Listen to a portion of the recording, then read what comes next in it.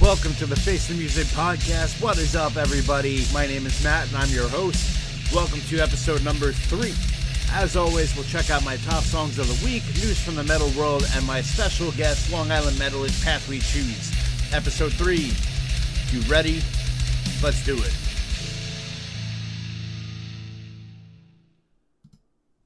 What's going on, everyone? How's it going? Everybody enjoy episode 2 last week?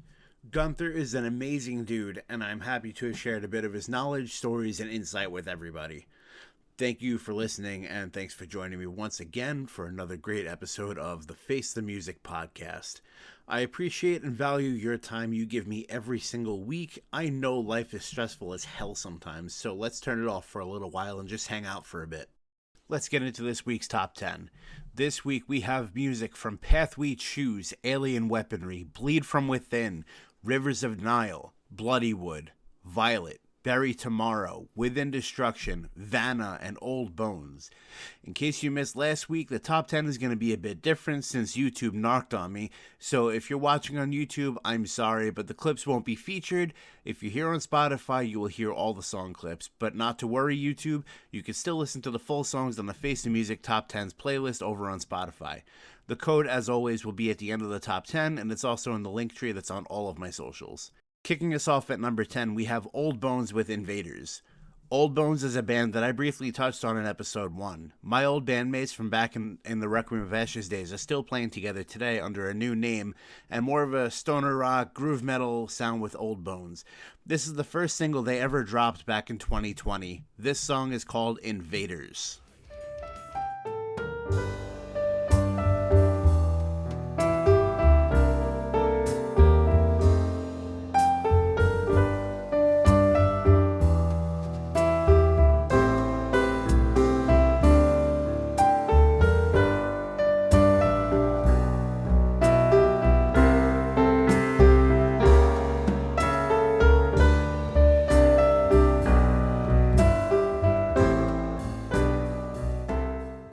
Number 9, we hear from New Zealand metal trio Alien Weaponry. They're set to release their third album, Te Ra, on March 27th. This band blew up back in 2018 when they released their debut single, Kai Tangata, which was a mid-tempo, chunky-ass song packed with haka-like chanting and beautiful, clean harmonies in the choruses. The boys are back, and I'm excited to play their new single, Mau Moko.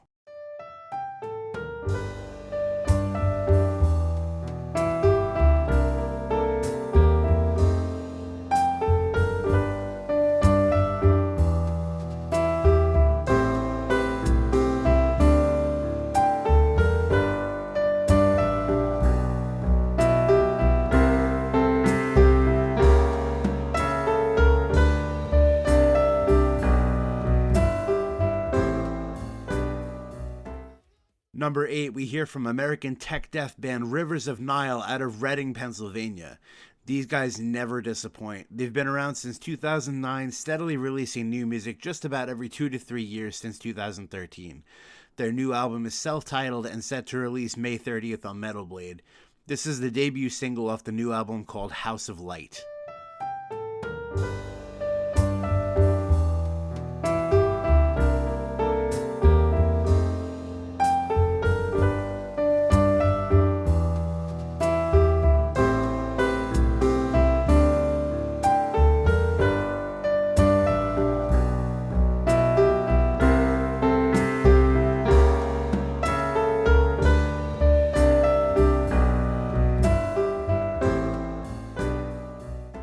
Number 7, we have the return of Vanna.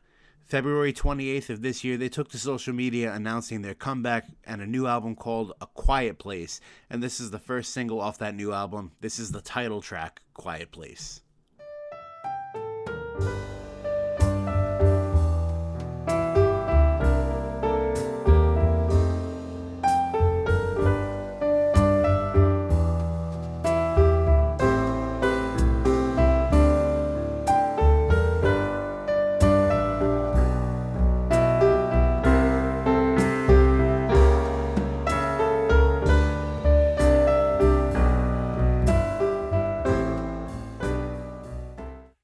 Number 6, we have my boys in Pathwechoose.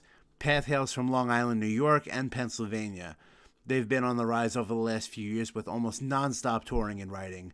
The Path Boys always bring their A-game, and the live experience is most definitely something that you should not miss. Playing with Resistor and Traders in just a few short weeks, this song comes off the band's 2023 EP, By the Way, Thanks for Nothing. This is Pathwechoose with The Come Up.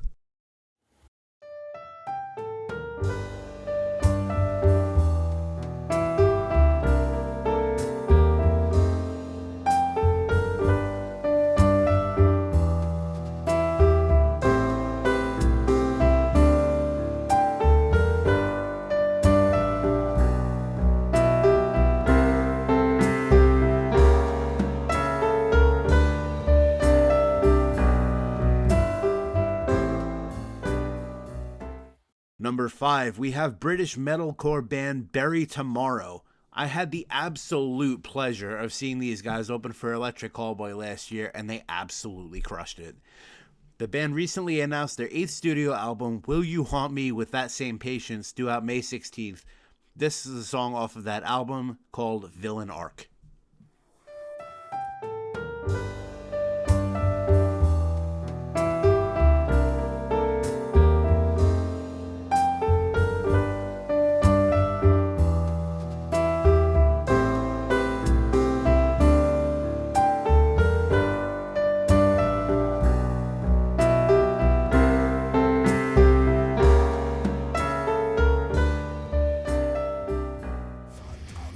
Number 4, we have European metal band The Sad Boy Crew themselves, Within Destruction. Off their upcoming album, Animetal, due out April 11th, this is Demon Child.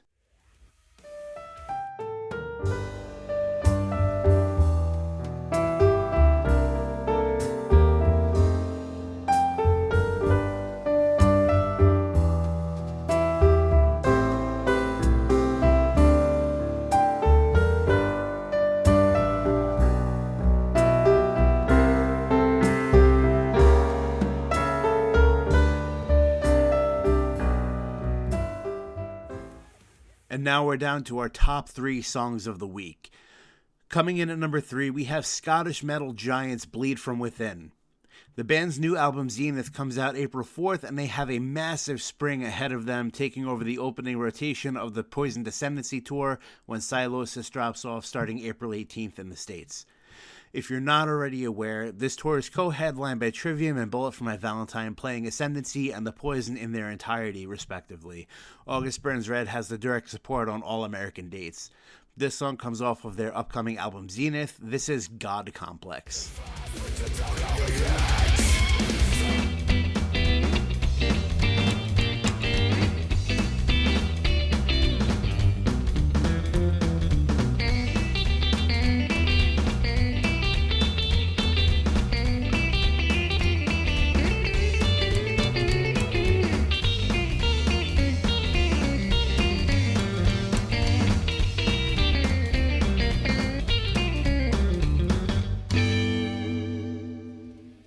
Number 2, an up-and-coming Long Island band called Violet. This band is comprised of Noel Stegner and Tyler Bugliol, who is the current drummer of New York thrash band Electrocutioner and the current drummer for a little band that you may have heard of called Prong. The two began working together around 2016 when Noel sang for Tyler's first band, Criminal Syndicate. When the band broke up, Tyler formed Burn Your Bridges with me. Tyler has never stopped working. The kid is a machine, and Noel is one of the best vocalists this island has to offer. The two of them together absolute ass-kicking metalcore. Self-produced and self-recorded, Tyler played all instruments except bass, which features former Tala bassist Mark. Noel held it down with vocals, and I'm so excited to stand behind their debut project, Violet. This is the first single, Vexed.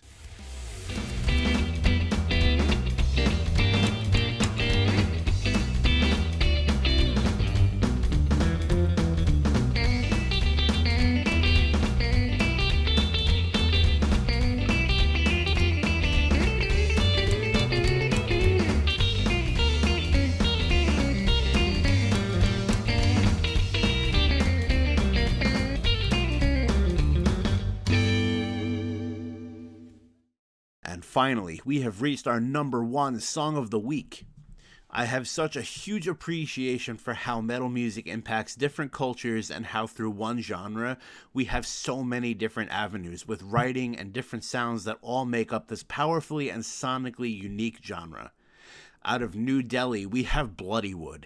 This trio is India's first metal act to chart on Billboard. Starting as a cover band on YouTube in 2016, they quickly garnered a following, and by 2018, they released their video for Ari Ari, which gained massive traction, and fans encouraged the band to write original material, being as that was a cover. The band takes a stance on mental health, depression, even bullying in their music, and they've been on the rise ever since. In 2025, their upcoming release, New Delhi, is one of the most anticipated metal albums, and I cannot wait to see what the future holds for this amazing band. At number one, we have the title track from Bloodywood's upcoming release due out March 21st. This is New Delhi.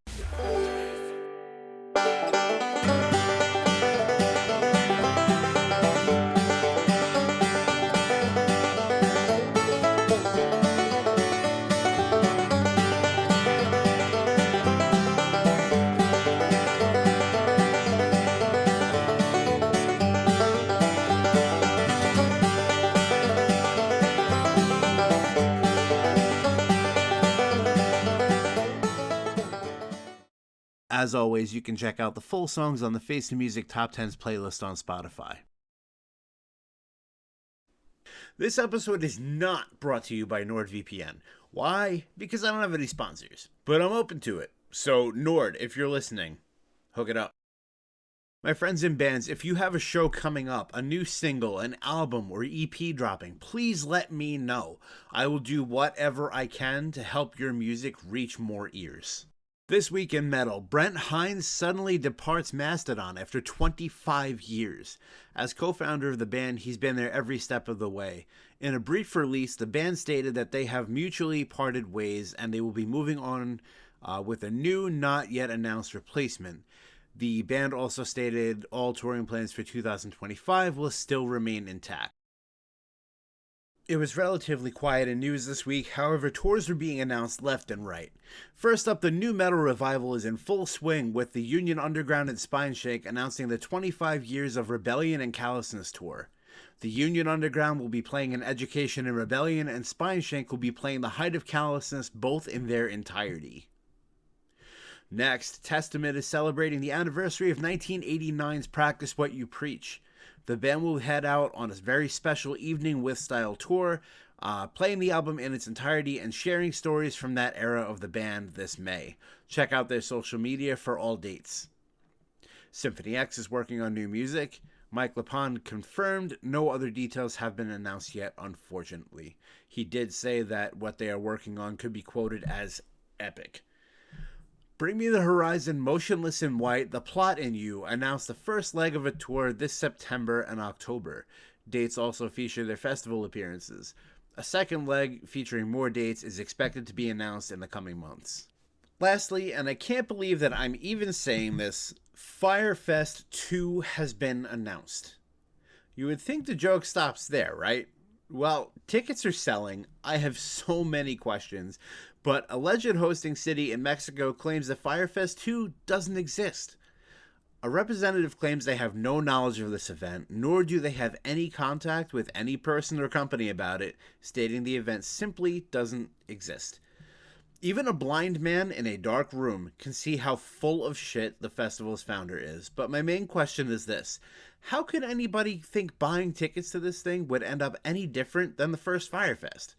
Is the My Dad's a Lawyer crowd that careless with their parents' money? I guess so. Guys, Firefest was the warning for the Blue Ridge Rock Fest, and the Blue Ridge Rock Fest was the buyer beware for the second coming of Firefest. The fuck are we doing here? Anyway, once again, this week I have another special guest. I had the pleasure of sharing the stage with these gentlemen on more than a few occasions, and they just simply bring it every time. These guys understand the importance of putting on a show, not just playing the music. They're always interacting with the crowd. They are always well rehearsed. They're a tight unit. And most importantly, these guys bust their asses doing the damn thing. You can catch them April 12th with Resistor and Traders at Amityville Music Hall, Amityville, New York, as well as on this year's Chaos and Carnage among Cradle of Filth, Dying Fetus, Flesh God Apocalypse, and Ne Oblivisaurus. Anthony Pompino on bass, Sam Poets on drums, Nick Zero on guitar, and Dom Aloise on vocals. Please welcome Pathwechoose. Okay, so this week, week 3, I'm sitting with Pathwechoose, Long Island and Pennsylvania metal. Sitting here with the guys, have a lot of upcoming stuff to talk about. Guys, go around the table, introduce yourselves. My name is Sam. I play the drums for Pathwechoose. Nick, play the guitar. Anthony, play the bass. Dom, vocals. Nice. So let's talk a little bit about the band's history. You guys have been around for a long time at this point, right? Yeah, we've been band since 2012. You and I started it. Yeah, Yeah, it's around that time. yeah. Yeah. And then we picked up Dom, and it's been us three ever since. We got Anthony in 2020. Yeah, 2020. Yeah. Oh, so you've been with the band for a minute now. Yeah, about 5 years now. Awesome. Solid. Yeah. And now when the band started, how did you guys come to be?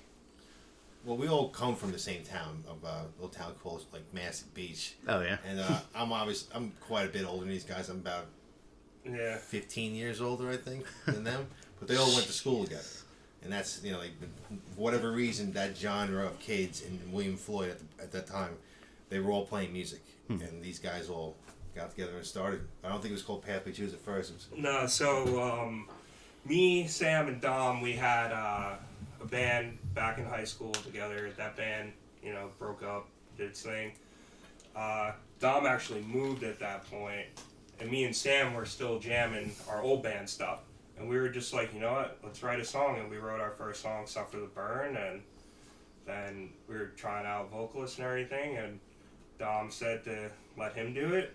Dom sent us our Very song cool. back with his vocals and absolutely killed it, and he's He's been the guy ever since. yeah, he's our guy. We're That's all awesome. best friends. What made you guys want to start a band? What was the leading inspiration to say, I want to do this? Probably MySpace genre. Nah. Nick's got a good story why he started playing guitar. For me, I wanted to be in a band because I love playing music. I just want to play Sure. music for myself and for everybody. We met in 9th grade music class. Yeah, me and him. Had wow. in a guitar class though. It wasn't it was like a general music class in high school. So instead of taking orchestra or chorus or something, there was general music class, and they let you play guitar. So Oh, cool. yeah, and then me and him would just mess around and not teach anybody anything, and the teacher would yell at us because our other good friend that we still talk to today was in that class, and we didn't really help Shout him. out Joe. Yeah, Joe DeStefano, what's good? What's up, man? But he still comes to our shows and everything. But yeah, we kind of met in that class and jammed with a friend drummer, and then that didn't work out, so we moved all of our stuff to Sam's house. Yeah. And then Sam's just been our drummer ever since. That's awesome. Yeah. What musicians and bands inspired you in the early days? What made you want to pick up a guitar or a bass or do vocals or drums? Well, for me, it's a big cliche, I guess, showing my age, but Pantera, Slayer, Metallica, stuff like that is where I really got into the reason why I started playing. Metallica. Yeah. The Beatles, Metallica. The Beatles. The Black Album was the first one. That's different for a metal band to be like, yeah, I love the Beatles. I love the Beatles. I mean, I guess not so much, but yeah, that's what I grew up on. Yeah, same here. Sabbath, Stones, Southern rock, man. Zeppelin, A lot Led of Southern Zeppelin. nice. So Leonard Skinner. big classic rock influences. What about you? It's a little different for me. So, AC/DC. What were you listening to as a kid? well, as a kid, I was listening to a lot of rap music as a kid. Rap. Yeah, my dad didn't really like it. Oh, Yeah, you know the story. Yeah, my dad didn't really like it. Bought me a guitar for my 11th birthday. Put me in lessons for 2 years, and it's been history ever since. Like around that time, a lot of people were developing their musical stature. They were trying to get into bands. They were, you know. It's a very big thing, I would say, at that age too, because when you're growing up, when we're teenagers and stuff, you're very heavily influenced by everything around you. Yes. You know, and you want to have a positive outlet, a positive place where you can let those feelings go, let everything, you know, kind of take hold. And I feel like a lot of people that we were friends with and just around that, around in that time period, were very music driven. Yeah. You know, and it brought a lot of you mentioned it before, you know, we know a lot of bands in the area. We've been around for a long time, and we've just, you know, created a huge community of just the same love for music from everybody, you know? I've noticed that about your band in particular is that you guys have your fans, but your fans are also your friends. You don't treat anybody like they're just someone paying to go see you. No.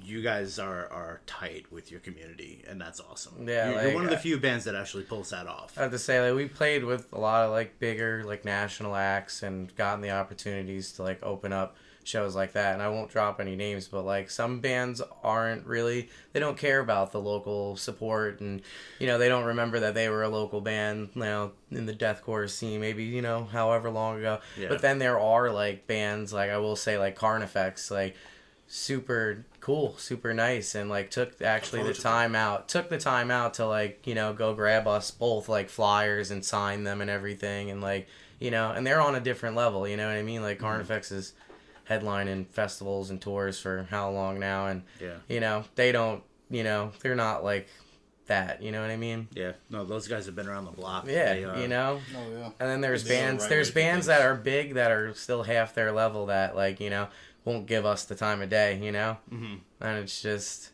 it's crazy because it is always the bands that are on the smaller level that are kind of just the assholes about everything. yeah. Bitterness But, is what it is, man. I think it's bitterness.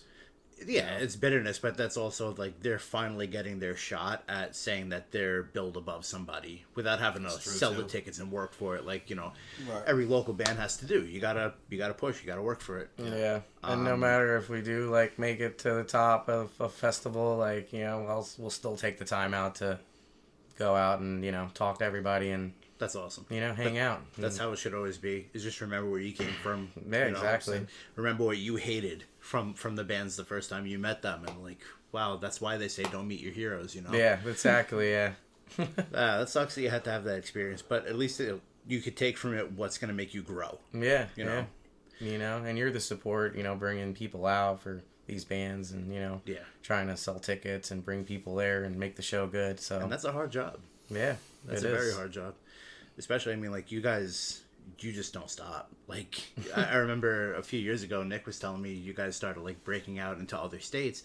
But you guys were going out there on the weekends just to push flyers. And Nick just came out last weekend in my house in PA, and we went down to probably like an hour, 20 minutes past my house, down to like a really, really good record shop in Kutztown, PA, called Young Ones. If you want to check it out, it's a really good store. They have everything. It's ridiculous, but you know, they even did like a, you know, competition to win tickets to our Chaos and Carnage show out in Reading, and you know, we hung flyers there, left CDs. We burned like probably, you know, 100 blank CDs with just pathwechoose.com on them, you know. Yeah. Somebody will pick it up and be like, hey, what the fuck is this? Like, dude, it's the you hustle. know? It's the hustle you gotta have. Yeah, we went you know? down to Compact Disc in Bethlehem, PA, so, you know, and it's kind of close to our show next Saturday, and hung flyers for that show, put Chaos and Carnage flyers up, and you know, the woman at the register, she let us put our CDs right at the register, you know. on a little, wheel thing. So, I mean, yeah, we just went out. We went to my town, the record shop, Main Street, all that stuff. There's arcades, cool. there's record stores, stuff like that. So that's something that kind of sets you guys apart from a lot of the rest of like the local mindset. You see a lot of bands, especially the up and comers. They complain about having to sell 10 tickets to go play a local show with a bunch of other locals. There's nothing on the line for those 10 tickets. Yeah. You sell them, you don't make money, but you sell them, and it's only 10. You guys are driving 3-4 hours out of the way at a time just to go promote your show and make sure there's some extra flyers hung, some free CDs, which is unheard of now. No one gives anything out for free anymore, but those promo materials go the longest way. Yeah, I work in supermarkets, going in different supermarkets. I was just wearing like a Suicide Silence shirt, and this guy comes up to me. He's like, "Yo, nice shirt." And I just happened to have flyers for the show we were playing last year. And I was like, "Yeah, check out my band. We're playing with Suicide Silence." It was the Chaos and Carnage last year. And he was like, "Oh, dude, I did see your band, your Pathwechoose." And like, it's just like shit like that. Like, strangers, And now every time I go in that supermarket, he's about to buy tickets for this year's Chaos and Carnage. And he's like, he messages me on Instagram all the time. He actually matched with Sam on a game on Xbox. Oh, cool. Because his gamer tag's Pathwechoose with like a 7. Yeah. And this guy sends me a message. He's like, "Oh, is this you?" And I'm like, "No." I'm like, "That's my drummer, though." He's like, "Oh, he whooped my ass." But, like, that's crazy because that guy lives in PA and Sam is in Long Island. And, like, they match on Xbox through metal and stuff, That's like, cool, man. It's crazy how people meet like that. And now you guys did Chaos and Carnage last year. You're coming back this year. Yeah. This is your second or third? Third year, yep. That's awesome. Congrats. That's huge. I'm very happy for you guys. You guys definitely deserve it. What are some of your favorite experiences playing these festivals now that you're 3 in? Like, any favorite people you've met? People remember us out there, honestly. Like, anybody who, like when we start playing and they start, getting the pit going, that amps us all up. That's all I want to see. Absolutely. The more people I play in front of, the more exciting I get. Mm-hmm. Seeing the crowd react, really, there's nothing like it. Yeah. Organically at that. Yeah, they're seeing the finished product of what, we do every day, all week long is practice. Yeah. We all practice by ourselves at our house, 2-3 hours a clip, a day. Maybe every other day, but that's pretty much what we do. And then we go out and show it to everybody else, man, That is one thing I have always admired about Pathwechoose is that you guys are so incredibly well rehearsed. You are just a tight unit when you step on that stage. Thanks, man. Thanks. I don't think I've ever seen a bad show from you guys. And, there's been a few. It comes back to just loving playing with a band and a group. Yeah. And what we play, I would consider is very high level. And it's super challenging. So if you're not grinding this every day, all day for years, you're gonna fall off. You lose your chops. Yeah. Even just a couple days not playing some of these riffs, you're just like, "Oh, I can't do it anymore." Yeah, go 2-3 days, and that's the next thing your hand starts tightening up. Oh, good. Yeah. No, without a doubt, and you are just a madman on a guitar. So thanks, man. Thanks. So I mean, obviously, don't name drop the band if you feel like it's if it's a bad look. Oh, no, I definitely won't. I'm just curious what are some of the bad experiences you've had? I mean, not really many. That was really just it, really, yeah. Otherwise, there's been great bands we played with, like Carnifex, Sea of Treachery was really awesome, Yeah, they were They awesome. took the time out to sign a bunch of stuff for us and really, cool, talk to us, add us on social media and shit. I actually hit up the vocalist for, something here and there and, just to say what's up and... Yeah, me and the guitarist, we talk pretty frequently, too. That's awesome. Yeah, so that's cool. Good. So you guys have had way more positive than negative. Yeah. Yeah, the bigger bands for sure. Yeah. The negative even experience are more Yeah. I would say just showing up to a venue and, backline. Yeah. That's a bad experience. Oh, well, backline always sucks. Yeah. Or bad sound. You know? Yeah. It's a lot of time bad sound because we're not DI or anything. We're just straight cab, so we can get that real sound still. Yeah. But it's hard because they either mic us up or don't or mic the cab, and then it's just weird. And then we don't really play with in-ears, so Yeah. you know, that's another reason. Like, we're super tight and we don't play with in-ears or anything. Well, they don't, you know. Yeah. They're the music of it, but like, that's just, you know, really cool. But it's also hard to hear back on stage with, you know, to get him to hear everything in the guitars and you know, make sure they're not blaring the vocals on stage, you know, because we don't know what it sounds like out in the crowd, you know. So sometimes I will jump down if it's not like a huge show, you know, if it's like, you know, Body Snatcher at the Brooklyn Monarch, you know, I can't really do that, but you know, if it's a more local show, I will, you know, hop in front of the thing if it's not a super high stage and try to turn the guitars up for them or something, so that, you know, because it's always like either drums and vocals are blaring, you can't hear the guitars, or you know, a lot of the time they don't want to turn the bass up either, so like a lot of venues are so anti-bass. They think that it's just not necessary, but it's like, we know how we crucial should to a live sound. Oh yeah, it's crucial. Yeah, like, we know how we should sound though, because like a lot of bands are different. Like, you know, traditional metalcore is very popular now, and like people use backing tracks and samples and all that stuff. And, you know, a lot of DI, a lot of backtracked vocals and singing, and maybe 2 vocalists, you know, for some type of these bands that we play with, and you know, it's a different mix. They're all DI going through a rig, you know. It's a complete different setup when we come on stage, and then they have to mix this band, and you know, it's they have to throw mics on the cabs now as opposed to just plugging everything straight through, and which is kind of weird. We only have 10 minutes, you know. We only got 10 minutes to do all this. You would think that there would be, there would still be bands out there that do the tried and true mic the cabs. And there are, but it used to be a 15-minute changeover time. Now that they're taking that 5 minutes off, that's an important 5 minutes. You need that extra 5 to make sure your sound is right. Yeah, exactly. If you start without it, then, like, you know, you have to jump off stage and tell the sound guy how to do his job halfway through the set. That's why you won't see... As a drummer, too, like, if you don't have proper sound back behind the kit, you're fucked. Your entire set is fucked. If he's not playing with anything in his ears, like, you know, some bands play with the backing track in their ears and a click track to it. We don't play to a click or anything, so, you know, if he can't hear us... backline. If he can't hear us, we're toast. We were supposed to play Carnifex. We did play Carnifex, Spite, Oceano, that show in Pennsylvania, and they almost didn't give him a monitor before we were about to play. Yeah, so we're like, dude, how the hell are we supposed to... What are we going to do? Like, it was tough, but we had somebody come out. We had somebody there that was actually really cool, and there was loads of speakers in the trailer that was right next to the stage. So they just didn't want to hook them up. Like, yeah, it was.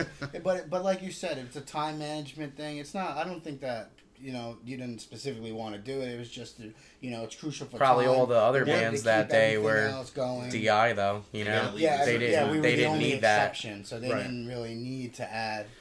You know, so I used to play drums in a metal band a long time ago, like 2007 or so. What was it called? It was called Requiem of Ashes. Oh gosh, I heard of that. We're going back a minute here, like. Well, we used to play shows like around that time. Well, it was 2010. Yeah. I think I was playing my last shows with that band around 2010.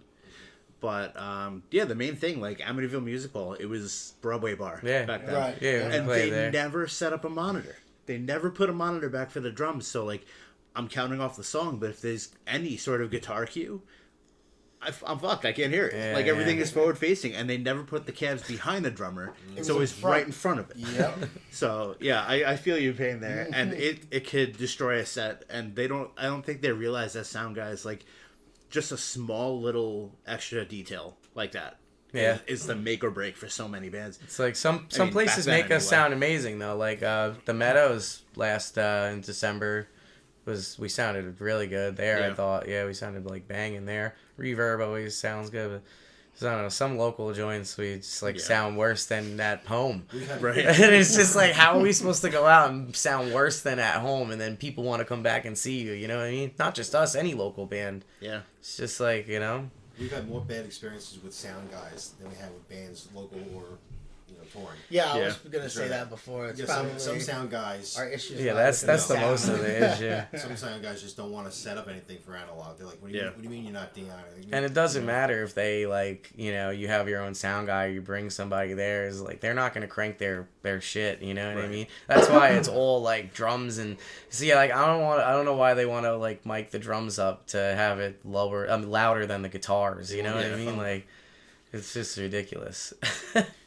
When I was still playing, if there was an actual sound guy, not some dude hired by the venue that had like his own set of speakers or whatever, I would always throw him like an extra 20. Just be like, listen, this is how we want to sound. Whatever we got to do to get there. Well, at the Gym Mill in Pennsylvania, like Northampton, that's a really good spot too. And like that guy knows us there. He's like, yeah, I'm gonna make you guys sound good. Every time we go back there. So there are guys like that. Same with Reverb too. Like they know us there. I think they actually like spend an extra minute or two like working it out.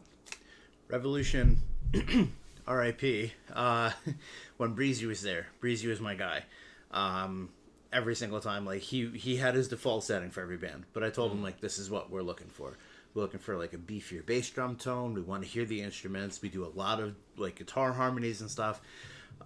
So he knew, and I always threw him a bone for it because he always hooked it up. But then Breezy left, they got another guy, and like everything went to hell in a handbasket. So it was just a downfall of bad experiences from there. Yeah, but so we talked a tiny bit about your origins before.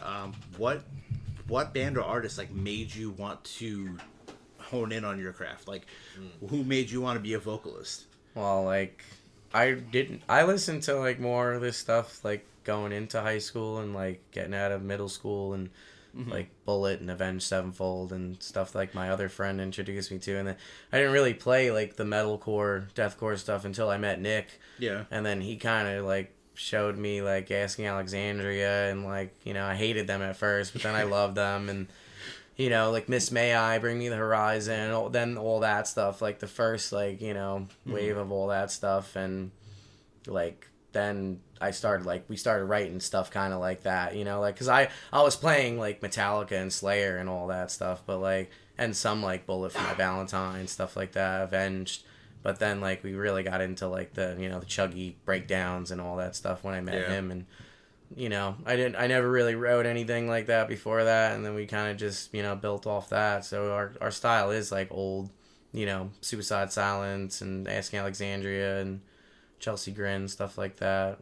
My inspiration, like, Mitch Lucker. Nice. And, like, old Ollie Sykes. I don't really listen to Bring Me the Horizon anymore. Yeah. Know what they've been doing in the past while, but... Yeah, they definitely deviated from where they started from. Yeah, and like old like experimental stuff like Heavy Low and like stuff like that. See You Next Tuesday, and I Wrestled a Bear once. Nice stuff like that. Anthony, what about you? What made you want to pick up bass? I mean, I know you mentioned like Metallica and stuff, but the way I picked up bass was just by chance, really. I mean, I always loved music, but my brother was playing in a band before my younger brother. All my brothers were in some form of music. And I wasn't for whatever reason, and they all play guitar. And basically one day my brother came over with a bass guitar. He's like, "Hey, listen, I need you to play bass. Be at practice on Tuesday at 6 o'clock." I was like, "All right, cool." And that's how I started playing. Nice. When I really got like into it, like the style of music I wanted to play is when I started listening to like As I Lay Dying. Always cool. Between Us, like that album, I was like, "Oh, I want to chug like that. That's fast." Then when I started trying to play it, I was like, "Oh, this is gonna take about 4 or 5 years to learn this." So that's basically where I got the drive to play bass with my brothers. Nice. That's awesome. Yeah. Nick, what about you? What made you want to pick up a guitar?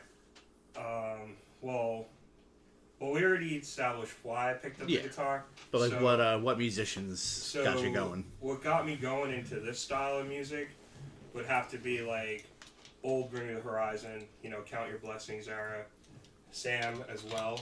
Yeah, Sam is a guitarist too. And he was at my house playing Late Caress by Lamb of God. Yeah. Yeah, Lamb of God. And I wanted to play music like that, so like I started listening to like Old Bring Me the Horizon, As Blood Runs Black, ABR, August Burns Red, Miss May I, all that kind of stuff. MySpace. Old Devil Wears Prada. Old Prada, yeah. Me and Sam listen to old Devil Wears Prada. Yeah, that kind of stuff like really molded me into the playing that I like to do now. And I'm still like learning songs from all those bands from that time. Yeah. So that's, but like we've stuck with that style though, and like we haven't changed it. And we have a whole album about to come out like that we're recording right now. It's just still Any that release date style. on that album yet, or What was that? any release date yet? Well, or? we actually have an EP that's gonna come out before that. Yeah. Very cool. But we've been done with that. It's just a matter of like how we're releasing it, music videos and artwork and lyric videos, and we're just kind of getting all that stuff ready. But it's 5 songs, A Prelude to Misery it's called, and it's, we just finished up the album artwork, and, we're working on getting it all laid into the templates so we can press it. Very cool. But, we already started, they started recording the instrumentals for the album, and I think they're like a couple of songs in. Yeah, Damn. a couple songs in. This way we Very don't cool. do what we did and take forever between releases, because I think, by the way, Thanks for Nothing was in like 2023, I think I Three. remember.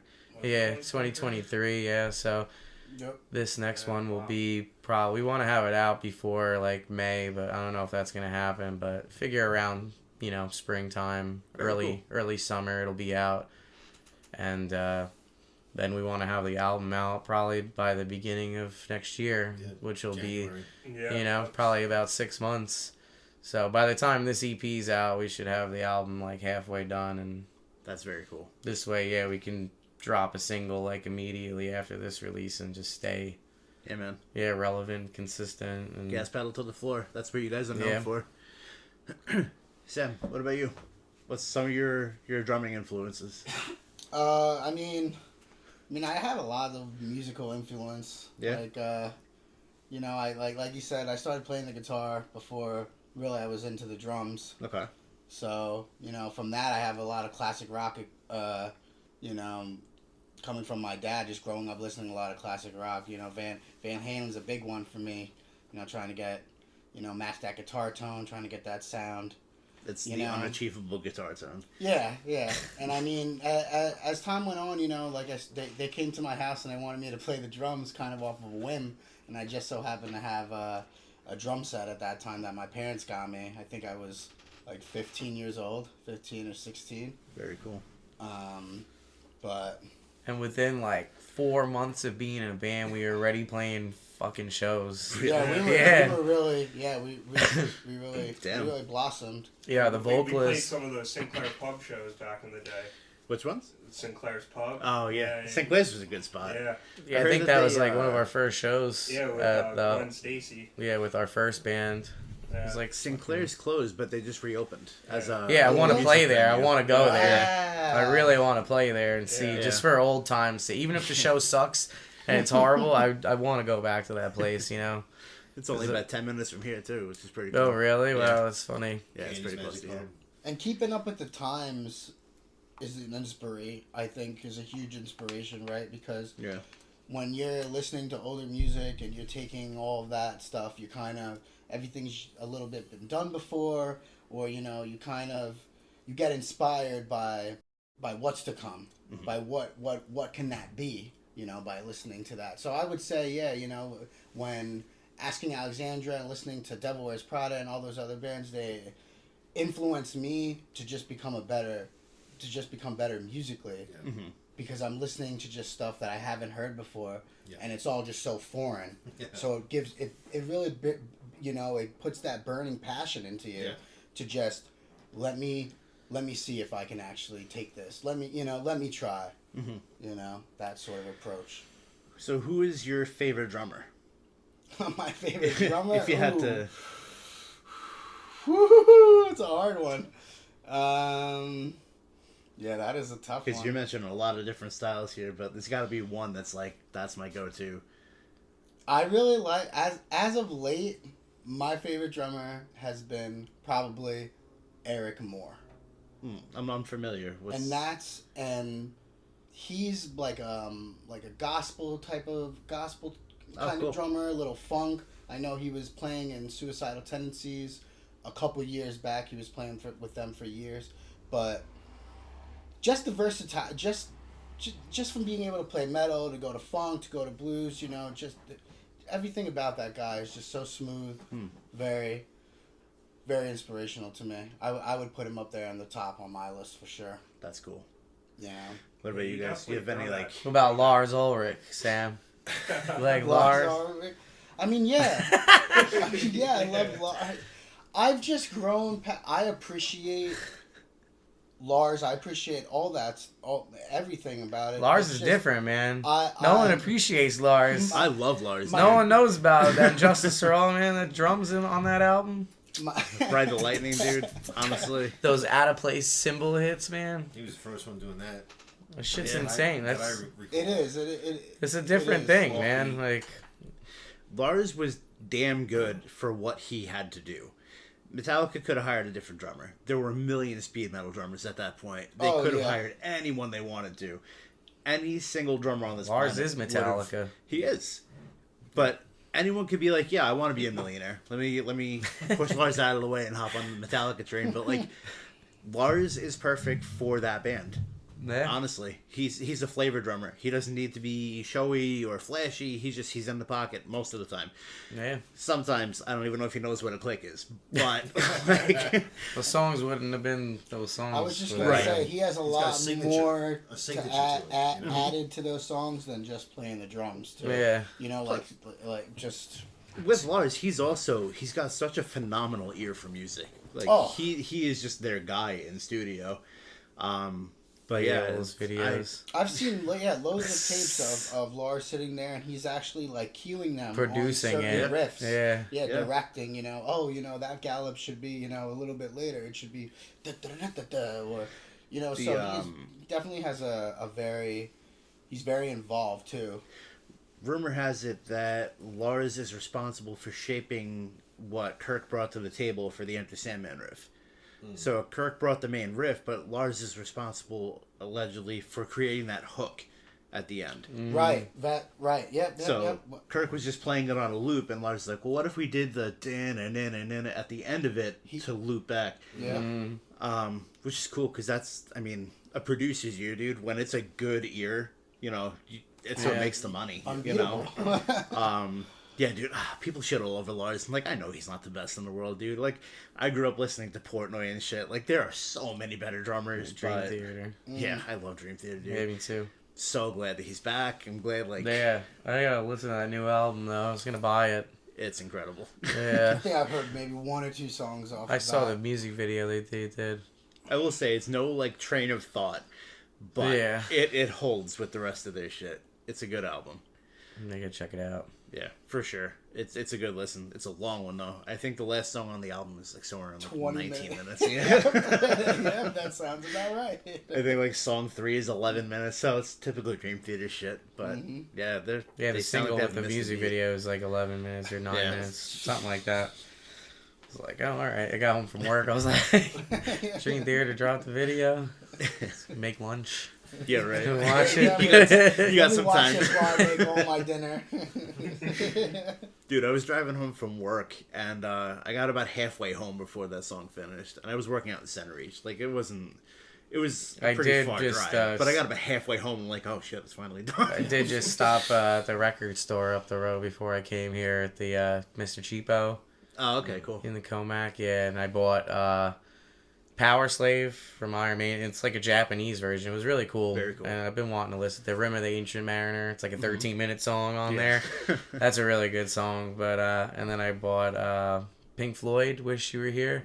Nice. And That's a Shine classic. on You, Crazy Diamond. That song. 27 minutes? Yeah, something like that. So I was like, Parts like 1 through 8. so I was watching something on like how they did the piano on it online, and I was like, damn, I need that album. Like Pink Floyd's really freaking good, man. Pink And, like, Floyd's incredible. yeah, it's just like, no, I mean like Dark Side of the Moon, yeah, but like the other shit, like Animals and like Wish You Were Animals is Here. really good. Yeah, Wish like You Were those Here is a albums, great like, album. Yeah. The Wall stands very high. on Final that list Cut, for me. like that shit's really Yeah. good too. Like Roger Waters, like really good. But Wish You Were Here, like that Yeah. that freaking song, I was like, The I need Wall to front take to back though is just a banger. What's that? Album. The Wall. Yeah. Wall. From start to finish, it's amazing. I can't listen to that album out of order anymore. It has to be start to finish yeah, every time. exactly. It's an incredible album. The Yeah. movie's so good too. Yeah, it's wild. Roger Waters is so out of his fucking mind, but dude, he's a genius. Yeah. He really is. And I mean, it sucks that he'll never get on the stage with David Gilmour again. Yeah. That it needs to happen, but they're doing their own thing. Yeah. Hall and Oates Yeah. hate each other. Yeah, No, it's Simon and Garfunkel or Hall and Oates. I think it might be both of them. it might be. They- For all I yeah. know, it could be both. Yeah. They don't want It's to play funny. Well, like they're all old ass men now, and they're still carrying beef from their 20s. Still got beef. Still got beef, man. Yeah, well, now it's probably worse. Now, you know, You're not even playing deathcore, like. You're not even playing the angry shit. What are you mad about? It's not even like, you know, how many days before a metalcore incident? I don't know, the meme. I mean, deathcore has been kind of keeping it quiet lately, a little bit. I mean, I don't know. I mean, it depends if you want to talk about like the Oceano shit, because that is just a batshit crazy thing that's happening with them. Yeah, I mean, it's crazy. I don't really post on Facebook or get involved in that shit, honestly, because like, you know, one thing you say gets twisted up, and absolutely, you know, a lot of people respect me and us and everything like that, and I'm, you know, the head of this band. I can't be going around posting stupid shit all the time. That's why. That's one of the smartest fucking things I've ever heard someone say. If you see my Facebook and Instagram, it's only, you know, either us playing, you know, positive shit, you know, you know, and then you see like my whole Facebook is like everybody's got like something to say, you know, but maybe that's why they don't listen to that band or this band or, you know, want to mess around with these people because, you know, they just go to social media and run and say the first fucking thing that comes to mind, and you know, and then half people are on their side and half the people are on that side, so you want to say something and then split the, you know, audience for your band up right there, you know what I mean? And some local bands only have 10 fans and split that, and you know, it's such a divisive thing, and most people don't realize, like, if you're in a band, you're representing your band. It's not like, you know, you're an individual at that point. If you're selling your band, you're selling yourself too, and you got to make sure that what you're saying online and everything aligns with what the band is. Yeah, it's very easy for someone to talk a bunch of shit online and be like, "Well, fuck that guy," you know. Like the whole thing with the Oceano flyer, it shouldn't have gotten that big in the first place. Like it's just ridiculous, dude. Like. But since it's there, people who never even listened to Oceano are on there saying "fuck this band" and shit when they never even, you know what I mean? Like, I wonder how much traction they got from that, right? Because enough to put the social media back up. You know, there's no. I mean, yeah, but obviously people are gonna run to their band press, right? Obviously, people are gonna run to their Spotify or whatever to see what they sound like. Yeah, just because of that. Well, that's exactly my point. Like, how many people are now like, "Oh, I never heard of Oceano," and they go check them out and stuff. Oh, just to come back and say, "Oh, they sucked anyways," you know. But like, they still got the views, you know. So, but I mean, it's not a good way to go out. Like that band's been around for so fucking long. Like we've played with them twice or something like twice. So, dude, they're legends of the genre. Honestly, love them or hate them, they made their mark. You know, like they're in it. Yeah. And I commented on this on one of my previous podcasts, but like the fact that the fans now have so much of a voice with these bands that they're leading bands to fuck up their own livelihood. Like, dude, people go to work every day and they're asked to do things that they hate doing, but they still do it. They sacrifice their own integrity to be like, well, yeah, I need the paycheck at the end of the day, whether I agree with this or not, so I'm just going to shut my mouth and do it.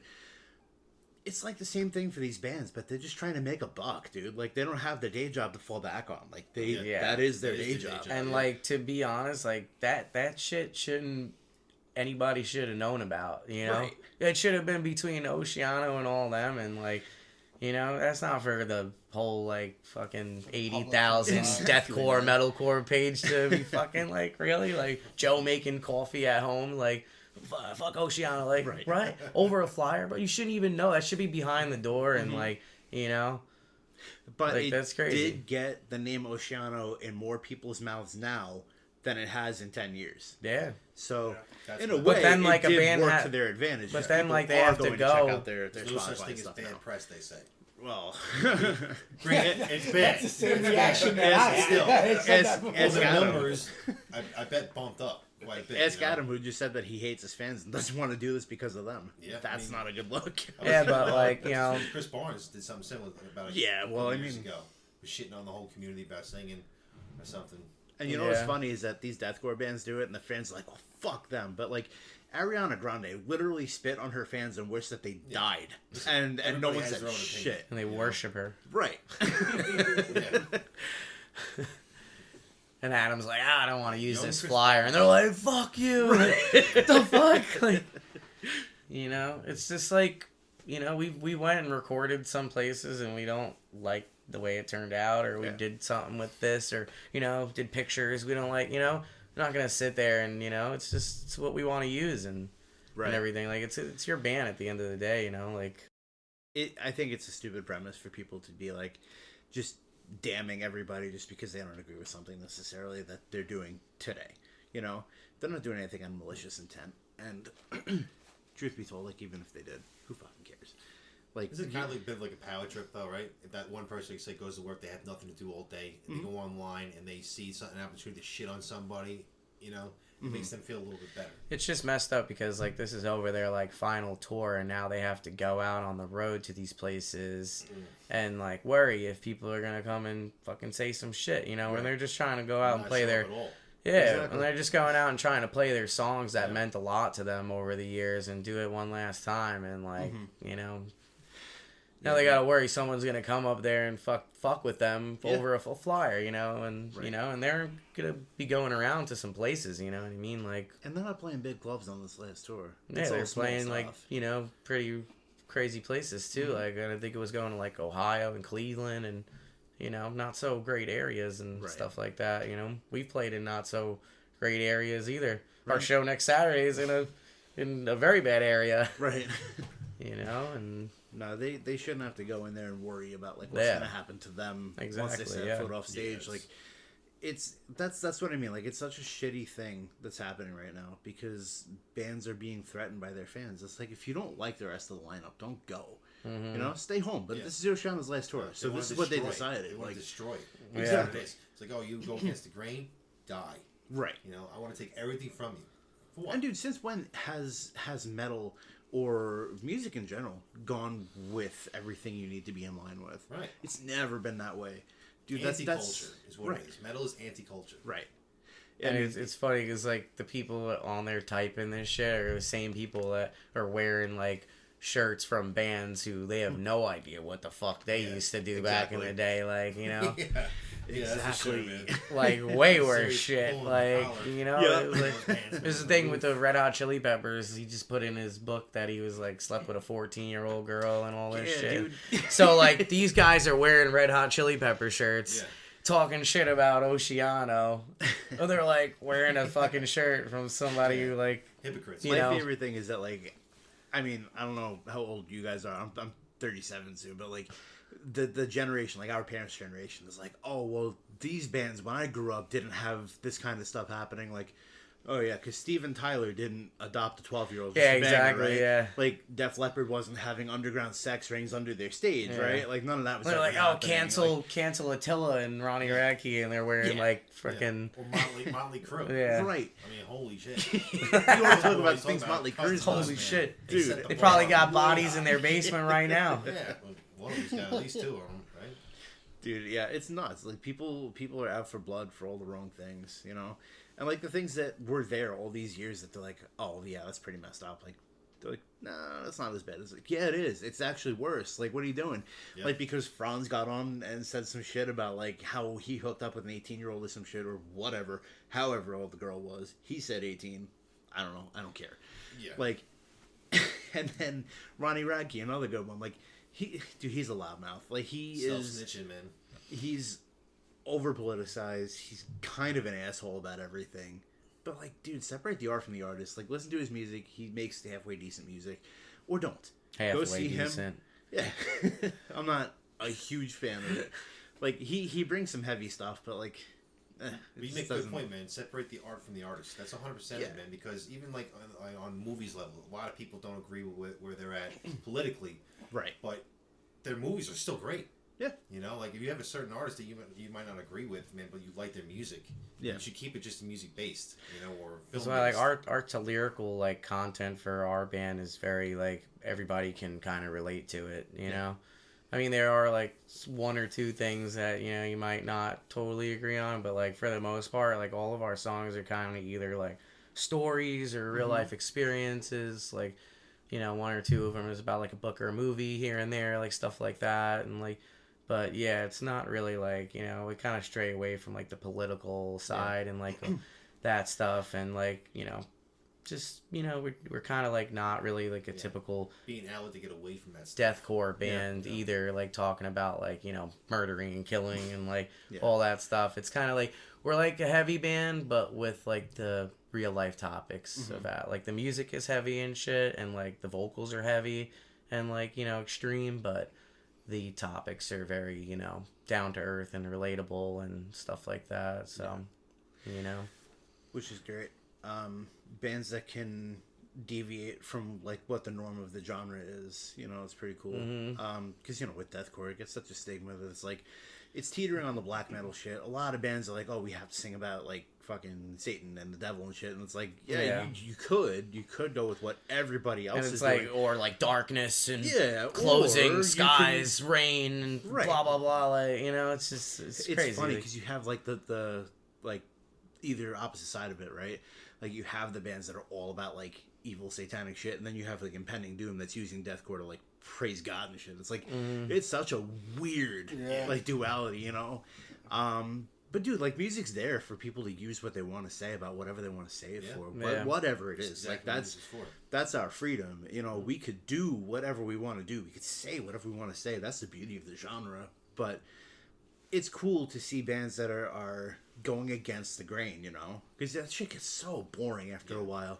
You know, I'm really big on like making everyone try to feel as comfortable as possible doing this, because like the whole Q&A thing, like it could get stuffy and awkward and shit, but if it's just a part of a conversation, like that's the best part. Right, when you know? it's scripted and then just like I trying want to figure out. Anytime I do this, like you guys are the first band I've ever had here doing this. Last week I had John Gunther and we just did it over a Zoom call, you know. But it was awesome. This is your first live, like doing this. Well, we're honored that you chose us. Yeah. Hey man, I've known about you guys for a long time. Like I said, we've played shows together. Bowling alley. Yeah. Bowling alley. We've done The bowling alley. An ice slip. At Revolution. Yeah. Yeah. Shakers, we did a couple. I think we did 1 or 2 at AMH. Yeah. Yeah. We've definitely crossed paths plenty of times. Haha, but You got us on the, I wasn't even going there with that, but yeah. You got us on the Korozik show at Yeah, Revolution. man, I forgot about that. Korozik, Yeah. hell yeah. Korozik. Yeah, I've seen him like seen him like fucking the past couple of years, like 3 times. Really? He's out in PA. Yeah, he's played there's a venue, huge venue down the road from me. Like big bands played there, and like Core played there. Yeah, that's awesome. Me and Lewis. Oh, he played the Steel Panther show. Oh, that's yeah, dope. you know Steel Panther. No way, Core opened for Steel Panther, and me and fucking Lewis went, and we were like hanging out with Core like on the side stage, like in the smoking area. We were like, dude. And he remembered us too. He's like, "Oh, can you get me a show in Allentown?" We're like, "Dude, you're on fucking tour with Steel Panther." Like, what the fuck? Yeah, he's been touring a lot with Ace Frehley too. Oh yeah. That came to down the road from me also. Yeah. That was at the same place. Yeah, shout out Core, man. He's a good dude. It's fucking I haven't crazy. seen him in a long time. Yeah, I think the last time I ran into him was like 2019 or 2018. It's been a while. I think Lewis did book him in Allentown, and he Core asked if we could play it. Yeah. Because he seen me but I think we were doing something or some shit. We had to turn it down. Yeah. It wasn't the dates didn't line up, but oh, that's cool. Yeah, man. fucking I Core, forgot man. you guys were on that show because like I barely remember that show. That was so long ago. Me neither, man. I barely remember any of those Nick shows. remembers all that stuff. I don't remember any of those shows, He has it man. written down on his back. He has the have shows tattooed on him. I've got just about every flyer for every show I've ever done. But He does. We do. I got all mine saved to my phone. It's cool to look I back got a on once big in a while. thing of tickets too, and I like don't got shit. game. I'm lucky I remember my car keys in my phone. Really? Yeah, that bowling alley show was kind of wild too. It was such a weird clash of genre too. We had like some punk bands, like I think Cherry Pop and Bending Over Backwards. Yeah. And, Cherry Pop. The Suits, you guys, and Cherry us. Pop. And, Yeah, we were out of our minds that day though. We were a little cuckoo. Yeah, dude, that was a mess of a day. Too. It was bad. Like That show was. Oh yeah, there it is. my friend. It's handy. You can pull it right up. Quick too. Yeah, our friend Matt was there too, and he was just see. fucking out of control. Yeah. It was horrible. It was a wild day. Are you still playing music? Nah, I mean, I'm writing and recording my own stuff here, but I don't have a band. But not in a anything band and that. stuff? Yeah. Burn Your Bridges fell apart in 2020. Just part of the reason why I don't talk politics. People just have to go back to respect, you know? Yeah. It doesn't matter politics. Doesn't matter, like, what side you're on. Doesn't matter any of that shit. Doesn't matter who you are as a person. What music you listen to. What music you don't like. At the end of the day, it's just about, like, this is who I am. So you either love it or hate it. Take it or leave it. But, dude, I will never turn on someone for their beliefs. I will never turn on someone for, like, what they listen to. Dude, I have respect for everybody. Yeah, man. I know that everyone does not share that same respect for me, so I can't count on it. But no, it's just it's a way of life. You got to believe what you believe, and you got to respect other people for what they believe. 100%. And anybody that wants to come up and talk to us at any shows, we love talking to everybody, and that's how you really see who we really are. Yeah, man. You people know, are more than the shit on Facebook. You know. Yeah, more than and then when you we've do, had people confide in us. And when you do come up to and talk to us, people really like take a liking into us and to really like bond like that because they know we're out to we've helped a lot of people out and everything so very humble. Yeah, like we a lot of we love playing music and we want to like do this as a career one day. It doesn't happen, whatever. But that's the goal. You're doing it right now.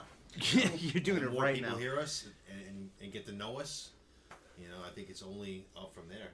Yeah. It's really, in my opinion, once people get to hear this music and then see like how we interact with everybody, how can you not like us? How can you not like us? Yeah, This new right EP. Turn my head anyways, but This right. new EP is gonna be sick. Definitely stick around for that. Do you have a name for it yet, or? Yeah. Oh yeah, a prelude to misery. Very cool. Lightning strikes. Yeah, stick around for that shit. Prelude that shit to is misery. It's gonna totally fucking wow you. It's a prelude to misery. Yeah, there's a lot of cool shit on it, from all of us. It's definitely a third EP for a band. It's definitely a third release. Yeah. For a band, it really shows like it's really different. It really is. I mean, you guys have all matured as musicians through the years. Like, it just keeps getting better and better. And you guys it's different. It shows because like our first EP we were really young, and then like our second EP like we took a lot of time to work on those songs and to make them what they are, and it was kind of like the second coming of our band in a sense, and this is kind of like a crossover to what we're about to really be with the album and everything. That's good. Yeah, that's a good point of it. It really is like a crossover for what's coming next. Because like this is gonna be nothing like the album too, so it's gonna be like then we'll have 4 releases out that pretty much are all separated from each other. And the album is completely different than any of the EPs that we have. So once those songs start coming out, people are gonna be like, "Wow, like this is different." That's very cool. Yeah. So, but still Pathwechoose. Yeah, well, obviously. But just a very... It's like, it spans across a lot of genres, too. Yeah. But it still sticks to the core elements of what Pathwechoose is. Mm-hmm. Which is like your bass drums, your crazy riffs, your vocals. But there's a lot more melody and song structure and songwriting in it, and vocal style and ability. It's very different. Yeah, we definitely grew over the last couple of years with our knowledge of recording ourselves, with the getting our tones right, learning more plugins, learning the software. Yeah. Because for a while we were just going other places to record. We were scouting areas. Don mentioned before that we went to Pennsylvania, and we recorded there, and it was just not. Yeah, not our style. Not our style. It was good for what he came up with, but it wasn't exactly the style we were looking for. So that really drove me to personally. It seems like every place that we kind of like went to kind of like wanted us to be more polished, and I think and I know like producers take pride in their work and everything, but we kind of don't want to sound that great. We kind of sound better being more raw and like nitty gritty than a polished sound. Yeah. Yeah. I mean, I don't know if you're into them at all, but like an example I could think of is Beartooth. Their earlier stuff was raw.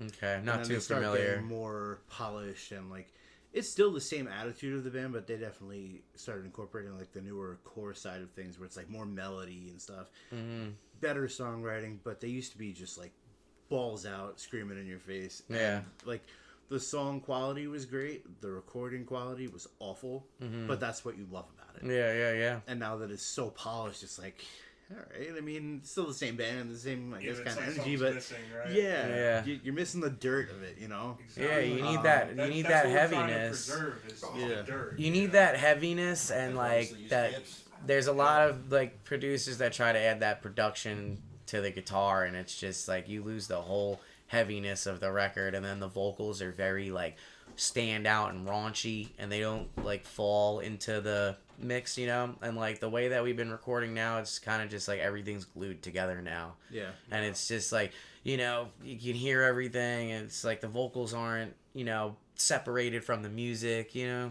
Yeah. Like when the guitars aren't like mixed right, and like you don't have that good tone on them, it's just like the vocals sound very, you know, driven away from the music, and it almost sounds cringy in a way, you know. It's like a bad live mix, Right. You know. But Yeah, the bad live album thing is just, it's awful. I think some albums from freaking 20 years ago sound better than shit they're putting out today. Absolutely. You know?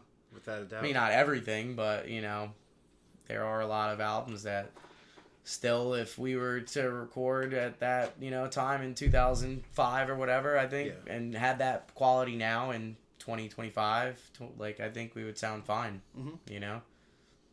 Which is, you know, it's possible to do, especially now with plugins. You can get any sound you want, any era you want. Exactly. But yeah, no, I mean, like, I definitely liken you guys up to the, like, not to use the the term, but like the MySpace core, you know? Yeah. You guys, you're in that pocket, you know? We're heavily influenced by all those bands, really. Absolutely. You know? And like, you're the kind of band that you should be on those stages with those bands, you know? Not just deathcore, but like, I could hear you guys with like Asking Alexandria type bands. And like our Ultimate production Valentine type quality bands. for like the stuff that we've been putting out isn't up to like par with, you know, today's like standard, but it's up to par with that style that we're going for, and that's what we're going for and what we want to sound like. And we don't want to sound, you know, like that, you know. Right. We want to sound like this. So yeah, and just keep doing it, man. I mean, that's the most important thing. Just keep doing it. Like, keep developing your sound, but don't forget like what you want at the end of the day. Yeah. That's the most important thing. A producer with a computer can make you sound like anything you want to. You guys can twist your tones any way you want to. You could write any way you want to. But at the end of the day, you just got to make sure it's what you're happy doing. You know, a lot of bands we're not deviate trying to deviate change. away. that's when like most people lose people lose interest in the bands that deviate so far away from like what they're used to hearing. You know, yeah, like, you know, Metallica puts out album after album, masterpiece after masterpiece, and then like they drop Load. And I love Load. I love Reload. I love that whole era. But you know, it's something that turned a lot of people off. And then they dropped Lulu. It's a huge deviation. And from what they always played. I think a lot of that has to do with when Cliff died. It does. Yeah. Well, I mean, they hated Jason too. Like they put him through the friggin' all out on him. Yeah. So I mean, at the end of the day, like you have that deviation in the sound. It turned a lot of people away from the band. But had they just stayed true to the writing form, if they just turned Jason up a little bit and Justice for All, like people would have heard like what he's actually capable of doing, because the dude's such a prolific songwriter. Oh yeah. But yeah, I mean, I can go for days on Metallica. But, yeah, I think that's basically gonna wrap it up for us here. So I just want to make sure you guys have anything you want to plug, Instagram, social media, all of it. Yeah, next week at the Alternative Gallery in Allentown, Pennsylvania, 3/15/25. We're playing Art of Deception. And then April 12th is Traders Crown Magnetar at Amityville Music Hall. And then Chaos and Carnage is in Reading, Pennsylvania, May 3rd, Saturday, as well as the other ones. And you can grab tickets at pathwechoose.com for any of those shows. You can find us on all social media, Pathwechoose, all one word. No spaces. No spaces. Pathwechoose. You go to Linktree/Pathwechoose. Yeah. It'll pop up. Music videos, up to date. shows we got coming up. Yeah, Yeah. everything. Pathwechoose.com if you want to go see our store or anything. You know, all the links are there. You know, music videos to YouTube. Yep. Everything. Come say hi.